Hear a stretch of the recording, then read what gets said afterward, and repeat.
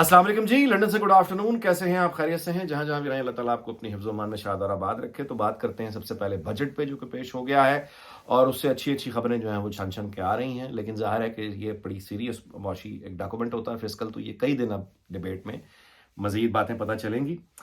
लेकिन मैं इससे ज़्यादा बात करना चाहूँगा डॉन के आज के एडिटोरियल पे, जो बजट के हवाले से उन्होंने आज लिखा है। उसमें कुछ ज़्यादती भी वो कर गए हैं, वो भी डिस्कस करते हैं। और उसके अलावा सुप्रीम कोर्ट में पनामा से जुड़े हुए केस की समाअत के दौरान जमात इस्लामी के वकील को आज जस्टिस सरदार तारिक मसूद और जस्टिस अमीन, इन्होंने कुछ रिमार्क्स पास किए हैं, जो कि अब कोर्ट के रिकॉर्ड का हिस्सा बन गया है। ये मामला कहाँ जा रहा है और इससे अब क्या रास्ते खुल रहे हैं, इस पे को बात करते हैं इम्कानात पर। और उसके बाद ज़ाहिर है कि वही, अगर ये बुशरा और जहांगीर तरीन का नया अब एक मामला हो गया तो खावर माने को करते हैं बात। बट पहले डॉन का एडिटोरियल। पहले पैराग्राफ में तो खैर वो ये कहते हैं कि वो जो कल की तकरीर डार साहब की हुई है, उस सारी तकरीर लंबी चौड़ी करने की ज़रूरत नहीं थी, उसको एक फ़िक्रे में समराइज़ किया जा सकता है। और वो फ़िक्रा क्या है कि we blame everyone and everything but ourselves. इसकी जिम्मेदार दुनिया में तमाम ताकतें हो सकती हैं, मां सिवाय हमारे। यानी हर कोई जिम्मेदार है इसका, महंगाई का, बदअमनी का। हमारे ऊपर हमारी कोई जिम्मेदारी नहीं। आगे जाके वो ये कहते हैं, it wasn't difficult to see why he felt a need to be so defensive. The numbers he had to share told a harrowing tale. Most key targets were missed. The economy barely kept afloat. Inflation had wrecked citizens' purchasing power, and everything pointed to the prospect of a continuing slowdown in the absence of any unforeseen stimuli. Perhaps it would have been easier to sympathize had some self-appraisal and reflexivity been on display. After all, even in the periods of severe crisis, one can find hope in knowing their future is in the hands of someone who is honest and forthright about the challenges that are being faced.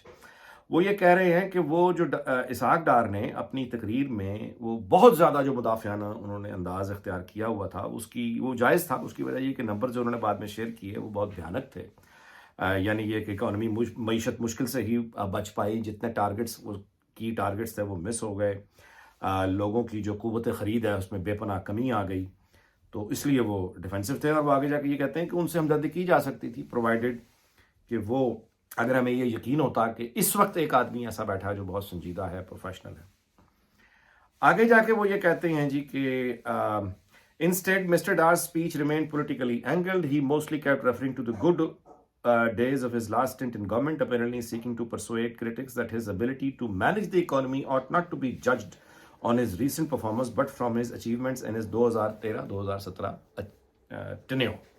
अच्छा, ये very interesting. मतलब इन्होंने ये कहा है कि उस तकरीर में इसहाक डार की जो मुस्तकिल कोशिश नज़र आ रही है वो ये है, और वैसे उनका एक ओवरऑल एटीट्यूड भी है कि वो ये बज़िद हैं कि बतौर मुआशी यानी माहिर के ये वज़ीर ख़जाना, अगर आपने उनकी क्वालिटी परफॉर्मेंस को असेस करना है तो आप आज के दौर को ना देखिए, बल्कि 2013 से 2017 में जो उनकी परफॉर्मेंस रही है उस पर फोकस कीजिए। अच्छा, या फिर ये है, यानी ये तो डॉन ने लिखा है, मैं इसमें इजाफा ये कर रहा हूँ कि डार साहब के साथ ये भी प्रॉब्लम है कि वो यानी जो इकॉनमी की अपनी जो बात जब वो करते हैं तो वो 1997 एटमी धमाकों के बाद पाबंदियों में रहते हैं, और या फिर ये कि वो 2013-2017 जैसे कि डॉन कह रहा है। मैं इसमें इजाफा सिर्फ इतना करना चाहूँगा कि ओवरऑल भी अगर आप इसहाक डार साहब की किसी भी तकरीर को सुने तो PMLN की, नून लीग की, जब वो मुआशी कामयाबियों की एक फहरिस्त है, तरतीब है जो हमेशा वो गिनवाते हैं, उस तरतीब में नवाज शरीफ का जो पहला दौर है यानी 1990 से 93 वाला, उसका जिक्र कभी नहीं होता, मां सिवाय मोटरवे प्रोजेक्ट के। वो कभी 2000 यानी 1990 से 93 की जो नवाज शरीफ की पॉलिसीज थी, जिन पर फिर बाद में इंडिया चला, मनमोहन सिंह ने 91 में बतौर वजीर ख़जाना वही पॉलिसीज इंडिया में इंट्रोड्यूस करवाई थी। और अगर कोई इनकलाबी मुआशी तब्दीलियां पॉलिसीज में आई थी तो वो नवाज शरीफ का पहला दौर था, जिसका इसहाक डार हिस्सा नहीं थे। लेकिन वो ज़ाहिर है कि ये क्रेडिट लेने का हर पॉलिटिशियन के अंदर, टेक्नोक्रेट्स के अंदर ये होता है, तो ये एक problem is a genuine problem. आगे चलें।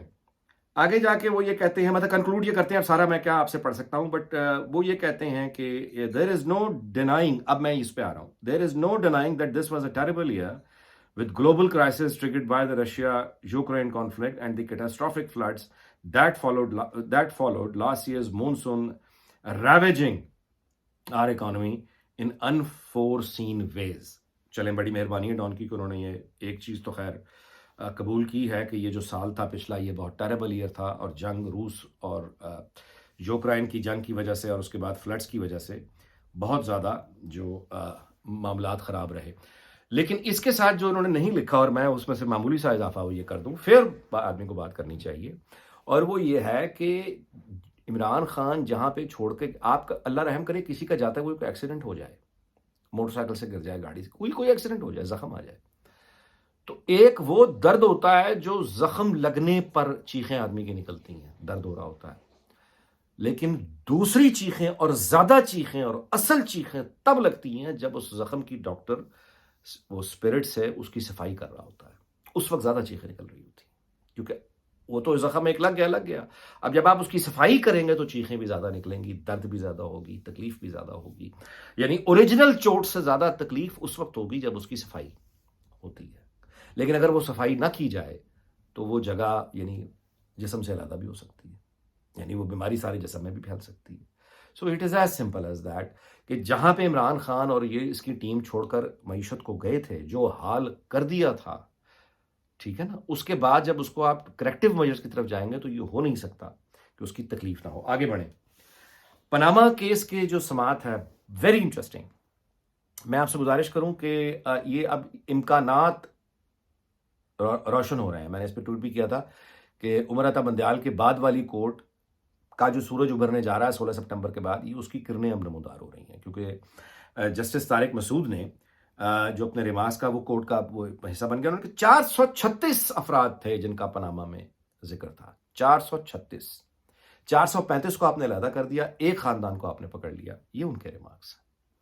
اب یہ سچ جو ہے یہ سپریم کورٹ کے اندر بولا جانے لگا ہے.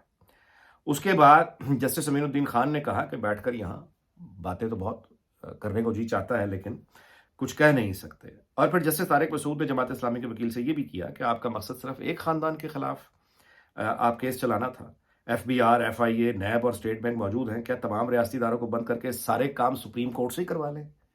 Thank you very much, thank you very much.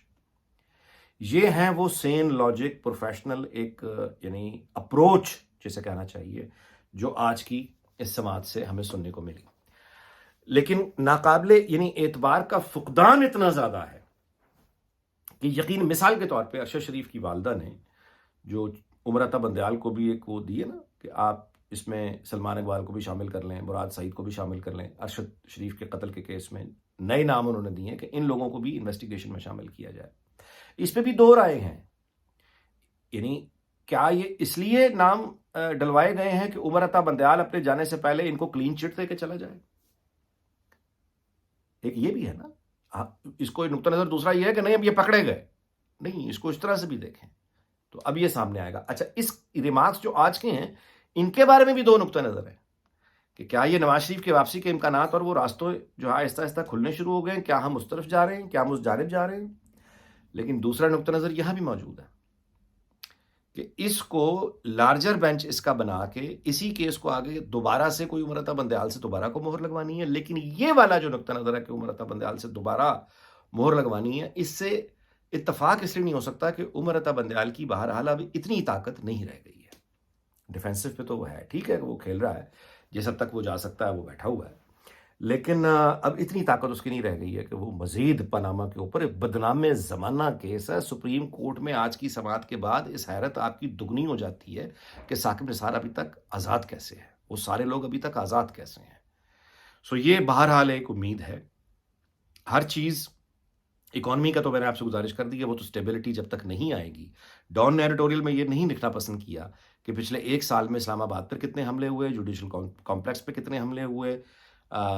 Dawn نے ایڈیٹوریل میں یہ نہیں بتایا کہ پولیٹیکل انسٹیبلٹی کا کیا عالم رہا، کس طرح سے ریاست کو گریبان سے پکڑ کے ایک آدمی جوتے مارتا رہا، بدنام کرتا رہا، بیرونی دنیا سے مدد مانگتا رہا. لوگ مطلب ہے پیرالائز ہو گئے، حکومتی مشینری پیرالائز رہی. بدترین افواہوں، بدترین جھوٹ، بدترین پاک فوج پر حملے افواہوں کی صورت میں کیے گئے، اور 9 مئی اس کا کلائمیکس تھا. یہ تھا وہ سال.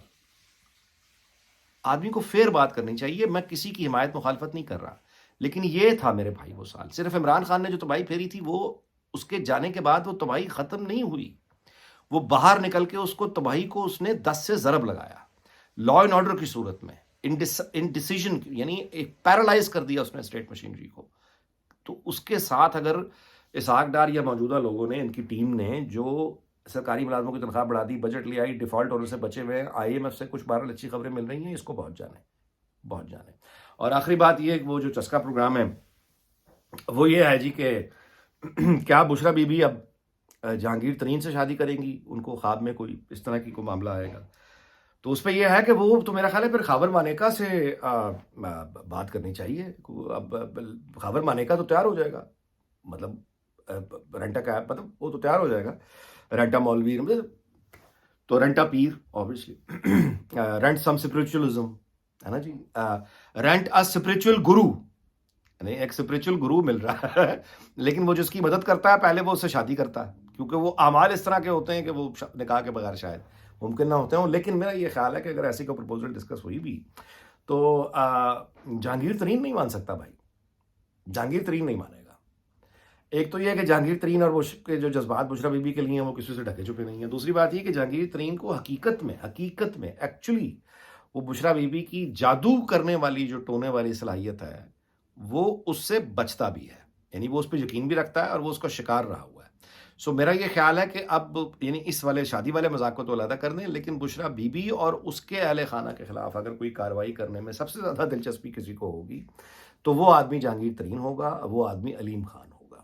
یعنی میں ان کی بات کر رہا ہوں جو عمران خان کے ساتھی تھے, ان میں سب سے زیادہ دلچسپی جہانگیر ترین اور علیم خان اور اون چودھری کو ہوگی, کیونکہ یہ وہ لوگ تھے جن کی انویسٹمنٹ اور جن کے خوابوں کو ہتھوڑے مار کے یا پھوکے مار کے بشرا بی بی نے ختم کیا تھا, ان کو کوڈ لائن لگوایا تھا اور خود پیسے. تو یہ اصل میں بشرا بی بی کے آگے جو خلاف کارروائی ہونے جا رہی ہے اس میں ممکن ہے کہ جہانگیر ترین اور یہ لوگ انٹرسٹڈ بھی ہوں, کچھ مٹیریل بھی پرووائڈ کریں, اسسٹنس بھی کریں, فرمائش بھی کریں. تو شادی والا پروسپیکٹ تو پھر یہ والا جو پیروڈی فکرہ اچھا ہے کہ اب یہ ہو جائے, لیکن یہ ہنسی مذاق ہی رہے گا. باقی تو جہانگیر ترین اگر کوئی اس سے آگے بڑھ کے اگر کیا پتہ خودکشی کرنا چاہیں تو پھر ان کی مرضی. اس دعا کے ساتھ کہ اللہ تعالیٰ پاکستان اس کے تمام ہمسایوں دنیا بھر کو شاد اور آباد رکھے. اگلے ولاگ میں آپ سے ملاقات ہوگی, اپنا بہت خیال رکھیے گا. اللہ حافظ.